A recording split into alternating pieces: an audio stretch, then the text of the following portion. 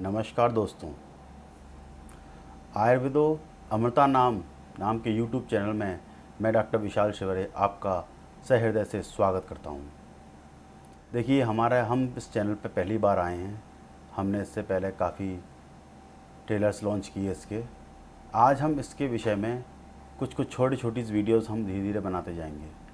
आयुर्वेद के बारे में आप लोगों को कई ऐसी चीज़ें बताएंगे जो आपके लिए बहुत ज़्यादा उपयोगी हैं। देखिए, आयुर्वेद क्या है? आयुर्वेद क्या उद्देश्य है आयुर्वेद का? क्या ये पहले से था? क्या ये आने वाले समय में भी रहेगा? कहाँ से इसकी शुरुआत हुई और क्या इसका अंत है, क्या नहीं? आयुर्वेद के विषय में अगर हम व्याख्या करें तो विवेचना करना उसका इतना आसान नहीं है, क्योंकि आयुर्वेद एक बहुत इतना विशाल समंदर है जिसमें से अगर हम छोटी सी बूंद भी निकाल लें काफ़ी है। छोटी सी बूंद जिसका हम उपयोग करते हैं। आयुर्वेद तो अथाह सागर है। आयुर्वेद का उद्देश्य क्या है, शुरुआत कहाँ से हुई, इसके विषय में कई आपको थ्योरीज कथाओं में मिलती है, आपके पुराणों में मिलती है। और हम लोग स्वाभाविक है कि हम इस धरती पर रहते हैं। इस धरती के हर चीज़ का, हर वनस्पति का, हर खनिज का हम उपयोग करते हैं। यहाँ तक हर चीज़ का हम उपयोग करते हैं, चाहे वो इस धरती की उपज हो, फसल हो, या फिर इस धरती का खनिज हो। हम हर चीज़ का उपयोग करते हैं। कि आयुर्वेद आदि है, अनंत है। देखिए, आदि का मतलब कई इतने जब से सृष्टि की उत्पत्ति हुई है। आचार्य चरक ने कहा, सो अयम आयुर्वेद शाश्वतो निर्देशित अनादित्ववाद। भाई, ये आदि है, अनंत है, नित्य है, शाश्वत है। इस सृष्टि के जब विधाता ने सृष्टि की, परमेश्वर ने जब सृष्टि की उत्पत्ति की तो पंच तन्मात्राएँ, पंच महाभूतों की उत्पत्ति हुई। पंच महाभूत कौन कौन से हैं? पृथ्वी, जल, अग्नि, वायु और आकाश। इन पंच महाभूतों के बाद जीव की उत्पत्ति हुई, और जीव पंच महाभूतों के इसी तत्वों से बना हुआ है। इन पंच महाभूतों के पे आधारित, चाहे वो देवता हो, चाहे मनुष्य, चाहे पशु, चाहे पक्षी, चाहे कोई भी इस दुनिया का कोई भी जीव हो, इन पंच महाभूतों से परे नहीं है। जब इन पंच महाभूतों से कोई परे चला जाता है तो अध्यात्म की भाषा में वो इन पंच महाभूतों से परे जाने के बाद ही वो ईश्वर प्राप्त करता है। तो एक अलग थ्योरी है। मैं आपको छोटे से आयुर्वेद के इतिहास के बारे में संक्षिप्त बातें बताऊंगा। ज़्यादा आज इस वीडियो में आपसे ज़्यादा बातें मैं नहीं करूंगा। आज मैं एक संक्षिप्त इतिहास बताता हूं, और धीरे धीरे मैं आपको सब चीज़ें से अवगत कराता जाऊंगा। देखिए, अगर जीव है तो जीव के अंदर भावनाएं भी हैं, सुख भी है, दुख भी है, सब कुछ विद्यमान है। गुण है, दोष है, सब विद्यमान है। कोई भी मनुष्य इन पंच महाभूतों से विभिन्न नहीं हो सकता, इन पंच महाभूतों में ही रहेगा। पंच महाभूतों में वायु से वात की, अग्नि से पित्त की, जल से कफ की उत्पत्ति हुई। बाकी जितने और महाभूतों के संयोग से और कई चीज़ों की उत्पत्ति हुई। तो ये एक साधारण कंसेप्ट है इसमें। और बाद में शारीरिक दोष और मानसिक दोषों की उत्पत्ति हुई। शारीरिक दोष वात, पित्त, कफ, मानसिक दोष सत्व, रज, तम, जिन्हें त्रिगुण भी कहा जाता है। वो गुण भी हैं और दोष भी हैं। तो यहाँ पे दोष में सत्व गुण को अलग करके रज और तम को लिया गया, और वहाँ त्रिगुण मतलब सत्व और रज, तम, ये तीनों त्रिगुण का रूप लिया गया। देखिए, वात, पित्त और कफ, इसके विषय में तो बहुत लंबी विवेचना है जो मैं आपको से आगे बताऊंगा। इसके अलावा हर शरीर में दोष, धातु, मल, धातु में अपनी सप्त धातुएँ हैं, मल आपका मूत्र पुरीश, ये मल और दोष धातु, इन सब के बारे में बहुत विस्तार से हम आयुर्वेद के इस अध्यायों में पढ़ेंगे। बेसिकली मैं आपको संक्षिप्त इतिहास जो बताना चाहता था वो मेरा ये है कि आयुर्वेद का विकास क्रम कैसे हुआ, आयुर्वेद कहाँ से कैसे इसकी उत्पत्ति हुई। सृष्टि के साथ उत्पत्ति हुई, क्योंकि द्रव्यभूत औषधम, हर द्रव्य औषध है। जब सृष्टिकर्ता ने इस सृष्टि की उत्पत्ति की तो उन्हें ब्रह्मा जी के द्वारा दक्ष प्रजापति, अश्वनी कुमार, फिर उसके बाद आपका इंद्र, भारद्वाज, फिर पुनर्वसु, आत्रेय, उसके बाद अग्निवेश, भेल, जतुकर्ण, पराशर, हारित और क्षारपाणी, इनके ये चरक के अनुसार एक इनका एक विकास कर्म है जो एक आयुर्वेद का बताया गया कि इनके द्वारा आयुर्वेद का विकास हुआ। उसके बाद ये मैं चरक के अनुसार आपको बताया। इसके बाद 4 वेदों की उत्पत्ति हुई। 4 वेदों में जिनके प्रधान देवता इंद्र हैं, और इन्हीं वेदों से इनके उपांग अलग से एक उपांग बनाए गए। जो उपांग निकले इन वेदों से वो आयुर्वेद कहलाए। एक आयुर्वेद जो 4 वेद हैं, ऋग्वेद, यजुर्वेद, सामवेद और अथर्ववेद।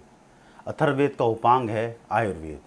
ऋग्वेद से धनुर्वेद की उत्पत्ति हुई, यजुर्वेद से आपके सप्तवेद की उत्पत्ति हुई जो कर्मकांड और गद्यात्मक हैं, और सामवेद से आपके गंधर्व वेद की उत्पत्ति हुई जो गायन और कीड़ात्मक जो गायात्मक उपासना है वो सब आपके सामवेद से उत्पन्न हुए।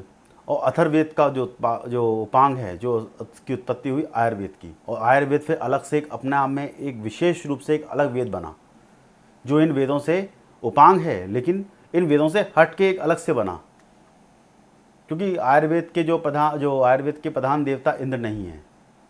यहाँ धन्वंतरी संप्रदाय और चरक संप्रदाय एक अलग अलग संप्रदाय चले। बात की जाए दर्शन शास्त्र की। दर्शन शास्त्र जो है आस्तिक दर्शन और नास्तिक दर्शन। देखिए, आस्तिक दर्शन में सांख्य, वैशेषिक, पूर्व मीमांसा, उत्तर मीमांसा, योग दर्शन, न्याय दर्शन और वेदांत दर्शन, इनके ये आस्तिक दर्शनों में आते हैं। इसी में सारे वेद पुराण सारे इन दर्शनों के आधार पर मूर्ति पूजा सबके ऊपर विशेष रूप से बात की। नास्तिक दर्शन में कुछ चारवाक दर्शन आता है, बौद्ध दर्शन और जैन दर्शन आता है। और आयुर्वेद एक अलग से स्वतंत्र दर्शन कह सकते हैं अपन, की स्वतंत्र दर्शन है कि इसका इन दर्शनों से कोई, क्योंकि आयुर्वेद का प्रधान उद्देश्य चिकित्सा है और चिकित्सा पे किसी व्यक्ति का अधिकार नहीं होता। चिकित्सा होती है। अगर किसी को चोट लगी है या किसी को कोई बीमारी हुई है, चाहे वो कोई भी दर्शन में हो, वो चिकित्सा उसकी अनिवार्य रूप से है। इसलिए एक स्वतंत्र दर्शन है ये। इसमें चाहे आस्तिक हो या नास्तिक, चिकित्सा की आवश्यकता सबको है। कोई बिना चिकित्सा के कोई भी व्यक्ति सर्वाइव नहीं कर सकता। तो इस बात को समझने भर की बात है। देखिए, मैं आयुर्वेद दर्शन पर ज़्यादा बात नहीं करूँगा, तो छोटी सी एक बात बताता हूँ। जो आयुर्वेद अवतरण है, जो आचार्य चरक, सुश्रुत, कश्यप, अष्टांग संग्रह, अष्टांग हृदय, भाव प्रकाश, भास्कर, इन सब लोगों ने अलग अलग रूप से अलग अलग बताई है।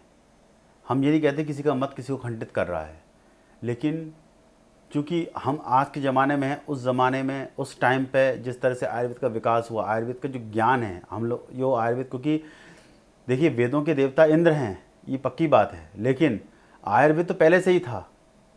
क्योंकि भाई और चिकित्सा शास्त्र तो पहले से ही था। उस चीज़ को तराशा गया, उस चीज़ का ज्ञान हमको आने वाली पीढ़ियों में दिया गया, क्योंकि ये गुरु परंपरा के थ्रू चला आ रहा है। तो चरक के अनुसार एक छोटा सा है, उन्होंने कहा कि ब्रह्मा से दक्ष प्रजापति को मिला, दक्ष प्रजापति से अश्वनी कुमारों को मिला, अश्वनी कुमारों से फिर इंद्र को मिला, इंद्र से भारद्वाज को मिला, भारद्वाज ने पुनर्वसु आत्रेय को दिया। जब पुनर्वसु आत्रेय को दिया उन्होंने, तो अग्निवेश, भेल, जतुकोड़, हारित और क्षारपाणी, पराशर, इन लोगों को ये ज्ञान बटा। फिर उन्होंने धीरे धीरे अपने शिष्यों को देना शुरू किया। सुश्रुत के अनुसार भी ब्रह्मा ने, फिर दक्ष प्रजापति, अश्वनी कुमार, इंद्र, फिर धन्वंतरी को दिया। देखिए, यहाँ धन्वंतरी अलग से उन्होंने ऐड किया। कोई सुश्रुत है, धन्वंतरी, उन्होंने कहा कि धन्वंतरी की, ये धन्वंतरी को देने के बाद उन्होंने यहाँ पे फिर धन्वंतरी से आपको सुश्रुत को मिला, और सुश्रुत से अब धेनव को, वैतरण, पौशुक्लावत, गोपुरुषित और औरव को मिला। तो इनके बाद सुश्रुत और करवीर को मिला। तो ये एक सुश्रुत के अनुसार विकास कर्म है। इंद्र ने यहाँ पे एक जगह भारद्वाज को दिया, चरक के अनुसार यहाँ पे धन्वंतरी को दिया। तो यहाँ पे 2 बातें सिद्ध होती हैं। तीसरा आपका आता है कश्यप के अनुसार, उन्हें ब्रह्मा जी ने पहले दक्ष प्रजापति को दिया, फिर अश्वनी कुमार को, फिर इंद्र को। यहाँ इंद्र ने कुछ भागों में डिवाइड किया, कश्यप, वशिष्ठ, अत्रि, भृगु और आदि। इन लोगों आदि मतलब कई लोगों को दिया, और भी इनके आदि शिष्य होते हैं। तो वहाँ से ये डिस्ट्रीब्यूट हुआ। सीधे सीधे अर्थों में ये है कि इंद्र के बाद ही ये डिस्ट्रीब्यूट हुआ है। और ये बात भी सत्य है कि कभी भी एक इंद्र सत्ता पे नहीं रहता, सत्ता पे कई इंद्र आते हैं। ये आयुर्वेद का विकास किसी एक इंद्र, आयुर्वेद का जो, क्योंकि वेदों के प्रधान देवता इंद्र थे, इसलिए वेदों का यहाँ से डिस्ट्रीब्यूट किया गया। तो ये समझने भर की बात है, इस पर ज़्यादा हम चर्चा नहीं करेंगे। इतिहास में एक छोटी सी विवेचना मैं दे देता हूँ, उसके बाद हम चैप्टर क्लोज करके आगे के छोटे छोटे इतिहास को आपको बताएंगे। सामान्य इतिहास ये है इसका कि ब्रह्मा, सबसे पहले उसके जो उपदेष्टा देवता थे ब्रह्मा जी थे। प्रथम ग्रंथ जो लिखा गया था आयुर्वेद का, वो ब्रह्म संहिता लिखा गया था, ऐसा हमारे किताबों में वर्णन मिलता है। सिर्फ एक एग्जाम की दृष्टि से आप सोच सकते हैं। ब्रह्म संहिता जो है, संहिता लोक श्लोक में ही काफ़ी सारे श्लोक थे, 1,00,000 श्लोक तक इसके अंदर हैं, जो पर 1,000 श्लोक तक। और आयुर्वेद को जो है अथर्ववेद का उपवेद है, जैसा कश्यप ने इसको पंचम वेद माना है। तो ये एक सामान्य बात है। चरण व्यू और प्रस्थान वेद में आयुर्वेद को ऋग्वेद का उपवेद माना है। ये एक जरा सा कहीं आया, क्योंकि हर वेद में कहीं ना कहीं आयुर्वेद का वर्णन मिलता है, चाहे वो किसी भी उपनिषद में हो चाहे पुराण में हो। आयुर्वेद 2 संप्रदाय में बटा हुआ है। जैसे आयुर्वेद का अवतरण हमने पढ़ा 2 संप्रदाय, जैसे आत्रेय संप्रदाय और धन्वंतरी संप्रदाय। धन्वंतरी संप्रदाय के जितना भी शल्य चिकित्सकों पर आधारित है, और आत्रेय संप्रदाय में जितने अपने आप पढ़ेंगे आत्रेय संप्रदाय के बारे में, तो इसमें ज़्यादातर आपको सर्जरी कम मिलेंगी, आपको चिकित्साएँ ज़्यादा मिलेंगी। दोनों ही अपनी जगह एक विशेष हैं, क्योंकि किसी को शल्य में इंटरेस्ट था, किसी को चिकित्सा में इंटरेस्ट था। तो ये बात धन्वंतरी संप्रदाय और आत्रेय संप्रदाय बना। पुनः वसु आत्रेय के द्वारा चरक संहिता लिखी गई, धन्वंतरी संप्रदाय में शुश्रुत संहिता लिखी गई। इसके अलावा एक ब्रह्मवैवर्त पुराण है। तो ब्रह्मवैवर्त पुराण में एक जगह भास्कर संप्रदाय का भी वर्णन भी आता है। वहाँ भी आयुर्वेद को एक अलग तरीके से उन्होंने डिफाइन किया है। आयुर्वेद का जो आपका आधारभूत सिद्धांत है, ज़्यादा सांख्य दर्शन और योग दर्शन में विशेष रूप से मिलता है। योग में योग साधना का, सांख्य दर्शन में कुछ आपको योग और कुछ आपको आयुर्वेद के आधारभूत सिद्धांत मिलेंगे। और व्यवहारिक रूप से आयुर्वेद का जो व्यवहारिक सिद्धांत हैं वो आपको न्याय और वैशेषिक दर्शन में मिलते हैं। इसके अलावा एक बात और है, महाभारत में सबसे पहले आयुर्वेद शब्द का सर्वप्रथम वर्णन मिलता है। आयुर्वेद, तो ये एक विशेष रूप से बात है। उससे पहले आयुर्वेद को क्या कहा जाता था चिकित्सा में, तो ऐसा वर्णन महाभारत में स्टार्ट हुआ, तब से आयुर्वेद प्रचलित है, आयुर्वेद। इसके बाद आयुर्वेद से संबंधित ग्रंथ जैसे संहिताएँ कहा जाता है। संहिता में क्या होता है कि भाष्य रूप से समस्त अंगों को विस्तृत वर्णन, समस्त अंगों जितने भी भाष्य रूप से सामान्य भाषा में संहिता उसको अपन कह सकते हैं। और वर्णन मिलता है तंत्र, जैसे कि आपका शालाक्य तंत्र, आप कोई भी तंत्र सिस्टम को अपन तंत्र कहते हैं। तो यहाँ पे तंत्र शब्द का सबसे बड़ा उपयोग हर जगह आता है। लोक तंत्र, प्रजातंत्र, तंत्र, इन सिस्टम को कहते हैं अपन। तो ये तंत्र कहलाता है, यानी सूत्र रूप में निबद्ध ग्रंथ को अपन तंत्र कहते हैं। यहाँ पे तंत्र का ये अर्थ निकाल सकते हैं। तो ये अपना एक आयुर्वेद की संक्षिप्त मैंने आपको परिचय दिया। इसके अलावा इस वीडियो में मैं आपको सिर्फ इतनी आयुर्वेद के बारे में जो मैंने आपको छोटी मोटी जानकारी दी है, आज के लिए सिर्फ इतना ही। अगले वीडियोस में मैं ऐसे छोटे छोटे वीडियोस बना के आपको ये पूरा आयुर्वेद का जो संक्षिप्त इतिहास है ख़त्म करके, फिर मैं आयुर्वेद का जो मेन उद्देश्य, मेन टॉपिक पे आऊँगा। आप इस चैनल को सब्सक्राइब कीजिए, लाइक कीजिए। धीरे धीरे आपको नए नए अपडेट्स मिलते रहेंगे और भी ज़्यादा इफ़ेक्टिव हम भी वीडियोस और इफ़ेक्टिव जानकारी आप तक पहुँचाएँगे। आपको धन्यवाद, आपको नमस्कार।